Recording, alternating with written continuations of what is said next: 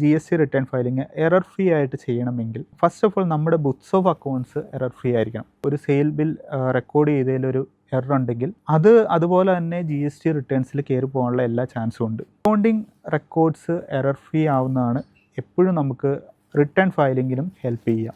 അതിന് ഏറ്റവും ആദ്യം വേണ്ടത് അക്കൗണ്ടിങ് സോഫ്റ്റ്വെയർ ബേസ്ഡ് ആക്കുക എന്നുള്ളതാണ്. അപ്പം അങ്ങനെ ആക്കിയിട്ടുണ്ടെങ്കിൽ തന്നെ അതിലെ എറേഴ്സ് ഒരു 60-70% ഓട്ടോമാറ്റിക്കലി കട്ട് ഡൗൺ ആവും.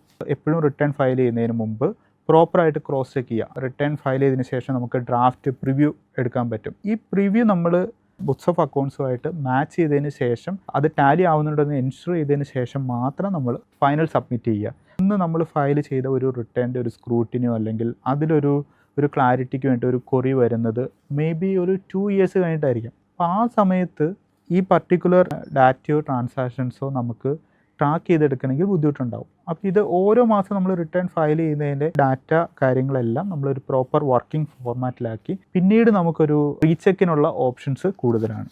ഇൻറ്റേർണലി ഒരു സ്ട്രോങ് അക്കൗണ്ട്സ് ടീം ഇല്ല ഇത് ഫയൽ ചെയ്യാനായിട്ടില്ലെങ്കിൽ എപ്പോഴും അതൊരു എക്സ്പെർട്ടിനെ ഔട്ട്സോഴ്സ് ചെയ്ത് കൊടുക്കുക. അവർക്കത് കുറച്ചുകൂടെ ക്ലാരിറ്റി ഉണ്ടാകും. അവർ ഫീൽഡിൽ അപ്ഡേറ്റഡ് ആയിരിക്കും.